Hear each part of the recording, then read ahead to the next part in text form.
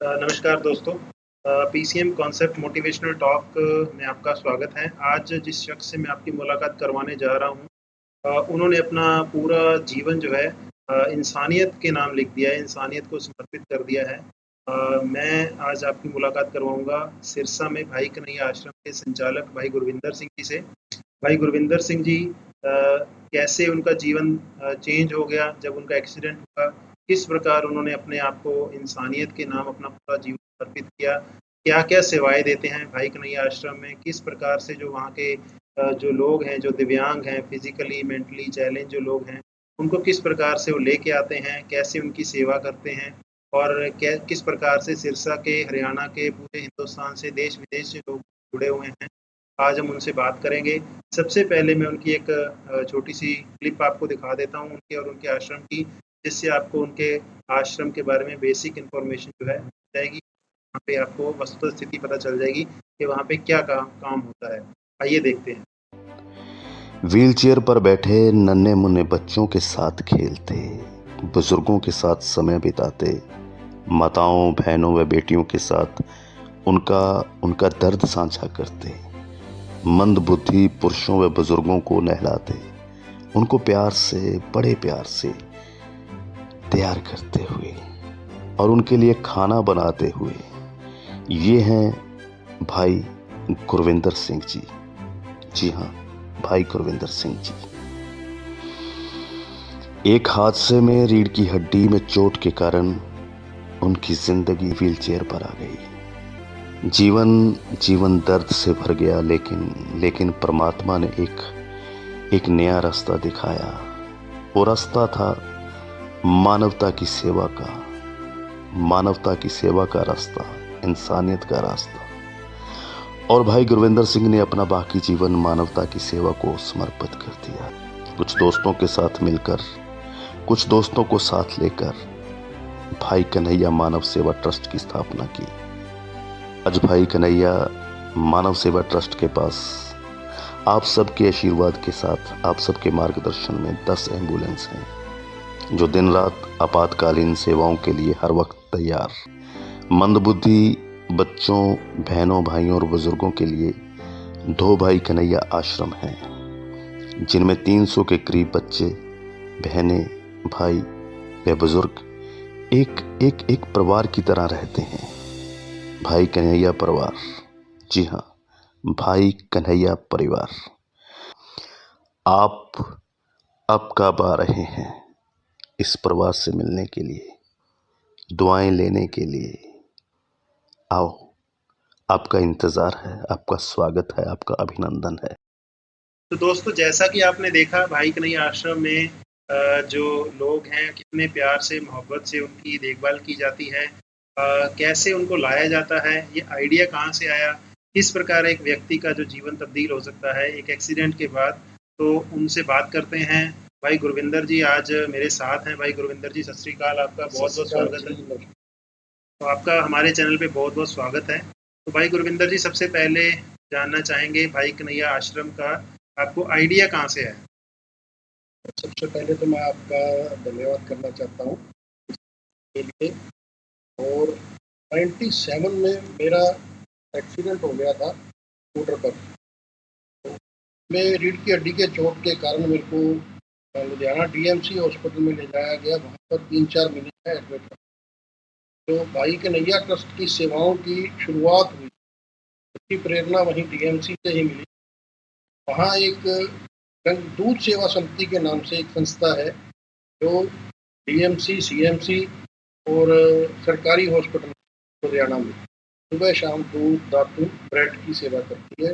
वहीं से प्रेरणा लेकर 2005 में भाई कन्हैया मानव सेवा ट्रस्ट की शुरुआत हुई। और जो आश्रम की बात है, उससे पहले दूध सेवा और सिरसा में कोई एम्बुलेंस सेवा भी नहीं थी। और जो सरकारी एम्बुलेंस सेवा है, ये 2010 के आसपास शुरू हुई है। लेकिन 2008 में भाई कन्हैया मानव सेवा ट्रस्ट की एम्बुलेंस सेवा भी सिरसा में, रानिया में, ऐलनाबाद में सेवा दे रही है। आश्रम का कोई ऐसा मन नहीं था, लेकिन वो परमात्मा की एक मर्जी थी, जिसके कारण एक औरत, मेरा सर्विस स्टेशन है गाड़ियाँ धोने का, उसके आगे वो औरत कई दिन घूमती रही, बहुत बुरी हालत। तो मेरे को एक बुजुर्ग कहने लगे भी इसको अपना कहीं छोड़ के कि इसका भला करें, अपना सेवा करें इसकी। मैंने कहा जी क्या करें, कोई चारा नहीं था। लेकिन उन्होंने बताया भी पंजाब में एक अमृतसर पिंगलवाड़ा है जो ऐसी ही औरतों की और ऐसे ही बच्चों की सेवा करता है। तो उसको पिंगलवाड़ा छोड़ने की कोशिश की लेकिन उसमें सफल नहीं हो सके, कुछ दिक्कतें आई। लेकिन सभी साथियों ने पिंगलवाड़ा देख के आने का एक फैसला किया और अमृतसर में जाके पिंगलवाड़ा हम सभी साथी देख के आए। और एक महान शख्सियत पवित्र रूह बीबी इंद्रजीत कौर जी से वहाँ मुलाकात हुई और उन्हीं से प्रेरणा लेकर भाई कन्हैया मानव सेवा ट्रस्ट ने 2012 में भाई कन्हैया आश्रम की सेवा शुरू की, जिसमें उस वक्त शुरुआत में सिर्फ औरतों की ही सेवा थी। बाद में बढ़ते बढ़ते बच्चों की और सभी भाई बुजुर्ग सभी के लिए। तो भाई गुरविंदर जी, आप एक बहुत बड़ी सेवा कर रहे हैं, क्योंकि मैं खुद सिरसा में डीसी रहा हूँ तो मैंने इनके काम को बड़ा क्लोजली देखा है। सिरसा में भाई गुरविंदर जी भाई कन्हैया आश्रम बहुत बड़ा नाम है अपने आप में। इनकी सेवा को लोग वहाँ पे बहुत सराहते हैं, बहुत इनकी तारीफ होती है। तो मैं आप व्यूअर्स को दिखाना चाहूँगा एक महादेव की एक छोटी सी क्लिपिंग। मैं उसके ज़रिए आपको दिखाना चाहता हूँ कि जो वहाँ पे लोग आते हैं, जो दिव्यांग लोग फिजिकली या मेंटली चैलेंज हो, किस प्रकार से किस स्थिति में आते हैं, कैसे उनका चेंज होता है, ध्यान रख के उनका चेंज होता है और फिर उनके अभिभावक, उनके गार्डियंस, उनके फैमिली मेंबर्स को हैंड ओवर किया जाता है। तो एक मैं छोटी सी क्लिपिंग दिखाता हूँ, आप देखिए।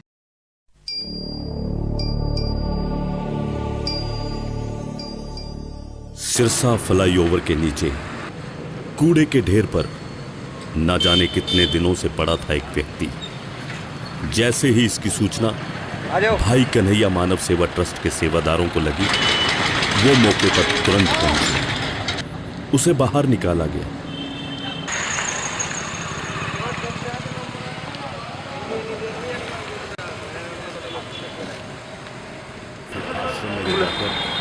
शुरू हुआ इलाज का दौर और चंद ही दिनों में उसके चेहरे पर आई एक मुस्कान। उसने बताया कि उसका नाम है महादेव, उम्र 45 वर्ष और रहने वाला है लातूर, महाराष्ट्र। आज वह अपने गांव, अपने परिवार के सदस्यों के बीच खुशहाल जीवन जी रहा है और ये सब संभव हो पाया आप सबके सहयोग व आशीर्वाद से। आप भी इन बेसहारों का सहारा बन सकते हैं। आश्रम को आपके सहयोग की बहुत आवश्यकता है। सहयोग दें, साथ चलें। तो भाई गुरविंदर जी, हम ये जानना चाहेंगे, जैसे महादेव की क्लिपिंग हमने दिखाई है, तो महादेव जैसे आपको एक फ्लाईओवर के नीचे मिले, आपने उनको पूरा उनका ध्यान रखा, उसके बाद आपने फैमिली से मिला। तो ऐसे कितने आपके पास आज के दिन में आश्रम में कितने लोग हैं और आप कितने लोगों का आज ध्यान रख रहे हैं, कितने लोगों को आप सफल हो जाते हैं फैमिली से मिलवाने में, उसके बारे में भी बताएं। आज की तारीख में अगर बात करें तो 350 के करीब सभी बुजुर्ग, बहनें, भाई, बच्चे सब हैं जिनकी सेवा संभाल हो रही है और लगभग 330 के करीब है जो यहाँ से ठीक होकर अपने घरों को पहुँच चुके हैं। उन्हीं में से महादेव एक था। लेकिन एक बात मैं और कहना चाहता हूँ कि इनका घर पहुँचा के हमने कई बार चेक किया है, घर पे रहते नहीं, क्योंकि प्रॉपर उनका जो ट्रीटमेंट है वो घर पे पूरा हो पाता और उसके बाद वो दोबारा मिसिंग हो जाते हैं। ये भी एक दुख की बात है। तो सबके पीछे सबसे बड़ी वजह तो वो गरीब। तो भाई गुरविंदर जी, हम बताएं कि आपको प्रशासन के साथ कैसा सहयोग रहता है, क्योंकि जब उपायुक्त था तो मैंने आपके काम को देखा है, पहले भी काफ़ी उपायुक्त आपके काम के साथ जुड़े रहे हैं, आपको सहयोग देते रहे हैं, आपका सहयोग देते रहे हैं। तो प्रशासन के साथ, सरकार के साथ आपका कैसा सहयोग रहता है? सरकार के साथ बहुत ही बढ़िया सहयोग रहा है। मैं शुरुआत की अगर बात करूं तो 2008 में एक एम्बुलेंस लेने का मन था ट्रस्ट का, लेकिन उस वक्त 5 लाख रुपए की एम्बुलेंस, तो सारी कोशिशों के बाद भी 3.5 लाख रुपए में जाके रुक गया। कहीं एक बार ऐसा लगा भी एम्बुलेंस अपने नहीं ली जाएगी, लेकिन उस वक्त जी थे उन्होंने 1 लाख रुपया रेड क्रॉस की तरफ से इमीडिएटली हमें दिया और एम्बुलेंसों को खड़ा करने के लिए वहाँ पर शहर के बिल्कुल सेंटर में एक म्यूनसिपल कमेटी की तरफ से हमें जगह भी अलॉट कर दी। और उसके बाद जो भी वहाँ पर प्रशासक आते रहे हैं, तो एक थे, आप थे, रजनीकांतन जी थे, सभी का पूरा, शरणदीप और मैडम रही हैं, उसके बाद अशोक गर्ग जी थे, और आज भी जो सिरसा में है अजय तोमर जी, और उनका पूरा सहयोग रहा। तो आज के दिन आप एम्बुलेंस भी चला रहे हैं, आप जो आपके पास लोग हैं उनकी साम संभाल कर रहे हैं, हॉस्पिटल में दूध देने के काम से शुरू होकर आज आप और कौन कौन सी सेवाएं दे रहे हैं? मैंने क्योंकि फेसबुक पे आपका देखा है, आप कई और, जैसे आप स्कूल भी आप शुरू करने जा रहे हैं, आपने ऑर्गेनिक फार्मिंग के जो फ्री आप देते हैं लोगों को, ऑर्गेनिक फार्मिंग का जो आपने शुरू किया है, तो आप अभी सारे जो आप काम कर रहे हैं लोक भलाई के, उसके बारे में बताएं। इस वक्त जो बड़ी सेवाएं हैं वो तो एम्बुलेंस सर्विस है। टोटल 10 एम्बुलेंस है सिरसा, रानिया में, एलनाबाद में, जो 24 घंटे किसी भी इमरजेंसी के लिए तैयार रहती है। और अब तक 2008 से 4200 के करीब सड़क हादसों पर बाइक नैया ट्रस्ट सेवा दे चुका है। उसके बिना लाभ हानि के पेशेंट्स को दूसरे हॉस्पिटलों पहुंचाने के लिए। उसके अलावा एक कल ही पर्यावरण के ऊपर एक आधा एकड़ जमीन में कल एक जंगल लगाया गया है। जैसे कि पंजाब में तो काफ़ी जगह लग रहे हैं, लेकिन हरियाणा में ऐसा कोई नहीं था। तो उसी से संत सेवा सिंह जी है मूसा वाले, यहाँ बड़वीर सिंह कुंचेवाल जी है, उन्हीं से प्रेरणा लेके एक आधा एकड़ में लगभग 1300 के करीब पौधे अलग अलग तरह के लगाए गए हैं। वो एक जंगल का रूप ले लेंगे 5-4 साल में। उसके अलावा एक नर्सरी है जो पौधों के लिए पौधों को तैयार करके फ्री ऑफ कॉस्ट सेवा में ही गांवों में लगवाए जाएं। और उसके अलावा एक जो बिल्कुल गरीब बच्चे हैं, उन बच्चों के लिए बिल्कुल मुफ्त, क्योंकि सेवा का तो कोई मुफ्त ही होती है, तो कोई पैसे का तो कोई काम नहीं है। तो एजुकेशन के लिए गरीब बच्चों के लिए एक स्कूल की कंस्ट्रक्शन भी चल रही है, और उसकी पूरी उम्मीद है 2023 का जो सेशन है उसमें वो स्कूल में बच्चों की पढ़ाई शुरू हो जाएगी। वो 5.25 एकड़ ज़मीन है, उसके अंदर स्कूल है, नर्सरी है और जंगल है। तो भाई गुरविंदर जी, आपके पास जैसे आपने पिंगलवाड़ा से प्रेरणा, पूरन सिंह पिंगलवाड़ा जी, पिंगलवाड़ा सर के पास आप, लेकिन आपको लगता है कि जैसे मतलब हम तो चोट लगती है तो हम एक छोटी सी चोट से घबरा जाते हैं, आपके जो माइंड में उस टाइम क्या चल रहा था जब आप के बेड पे थे? आप कहते हैं कि आप एक एक्सीडेंट होने से आपका पूरा जीवन बदल गया, ये कहते हैं, मैंने कई बार आपको कहते हुए सुना। तो कैसे आपको उस टाइम फील हो रहा था? आपको लगता था कि मैं जब ठीक होके जाऊंगा तो ये काम करूंगा, ये प्लान था? प्लान तो उस वक्त सिर्फ उससे प्रेरणा ही मिली, लेकिन वो एक ना एक गुरु नानक ने जो कहा है ना जी, हुक्म रजाई चलना, जैसा भी है, जो भी हालात है, उसमें अपना मतलब राजी रहो, खुश रहो, और अपने जो भी काम कर रहे हो उसको तन मन धन से करो। फिजिकली दुख और सुख ये तो शरीर के साथ है, और ये उस कुदरत की तरफ से ही है, उस अकाल पुरख की तरफ से ही है। कोई आदमी अपने आप सोच के, अगर आप भी सोचेंगे तो सोच के देखिए, एक व्हील चेयर पर आदमी बैठा हुआ है, तो वो एक आश्रम 1 एकड़ में, 10 एम्बुलेंस, 5.25 एकड़ में स्कूल, वो नहीं कर सकता है। तो वो एक कहीं ना कहीं उस काल पुरख की जो एक कृपा कह सकते हैं, ठीक है, ये एक प्रताप कह सकते हैं, मेरे को तो ये लगता है। भाई गुरविंदर जी, हमें ये बताएं कि आपका सिरसा में काफ़ी लोग जुड़े हुए हैं, देश विदेश से जुड़े हुए हैं, तो कैसा लगता है आपको जब लोग आके आपका वहाँ पे काम देखते हैं, आपका प्रशंसा होती है, आपको और मोटिवेशन मिलती होगी कि और अच्छा हम काम करें, कैसा लगता है? नहीं, अच्छा लगता है जी, एक हौसला मिलता है जब कोई प्रशासनिक अधिकारी है, पीछे सीएम साहब भी आश्रम में विजिट करके आए हैं, तो उस सबसे एक हौसला तो मिलता ही है। और एक मैं ना जी थोड़ी सी अपने सिस्टम, अपनी धर्म, सब पे मैंने एक औरत की एक की कहानी है छोटी सी, वो आपको मैं जरूर सुनाना चाहूँगा कि हमारे देश में हो क्या रहा। एक वेदा नाम से औरत थी, वेल्लूर से, वो वेल्लूर से चली, सिरसा पहुंची। सिरसा में हम उसको आश्रम में ले आए, कुछ दिन उसका इलाज हुआ। इलाज के बाद वो अपने बेटे का नाम लेके रोने लग जाती थी कि बेटे का नाम मोहित था। तो उस वक्त अपने अश्विन सैनवी जी सिरसा एसपी थे। तो सैनवी जी मेरे को एकदम बैठे बैठे ध्यान आया ये दक्षिण से है, और वो औरत भी दक्षिण से थी, कर्नाटक से। हाँ जी, वो भी कर्नाटक की थी। तो मैंने फ़ोन किया, मैं कहा सर एक औरत है मेरे पास, ऐसे ऐसे हमारे पास। साहब कहने लगे मैं ऑफिस में हूँ, अभी ले आओ। तो ऑफिस में लेके गए, साहब ने उसको 10 मिनट बात की। तो जो बात उन्होंने बताई बड़ी हैरानीजनक थी। भी उन्होंने बताया भी हमारे उधर कर्नाटक में अभी भी टोना टोटका होता है, तो उसकी दोनों बाजुओं पे गरम गरम सलाखें भूख निकालने के धर्म के नाम पे उसकी बाजू पे सलाखें गरम गरम लगा दी गई, और वहां से वो छुड़ा कर भागी। तो उन्होंने उसको उनके घर का हमें एड्रेस नंबर वगैरह सारा उससे लेके दिया। तो जब उसके घर पे उसके भाई से बात की, वो कहे no no no my sister dead. तो हम भी हैरान हुए भी ये क्या हुआ।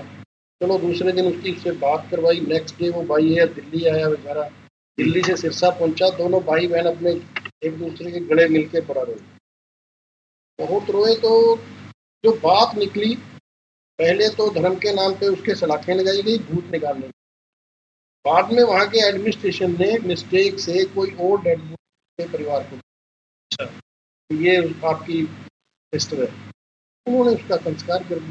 कपड़े एक जैसे होंगे, मिलते जुलते, जी कोई साइंटिस्ट तरीके से उसकी वेरीफाई नहीं किया।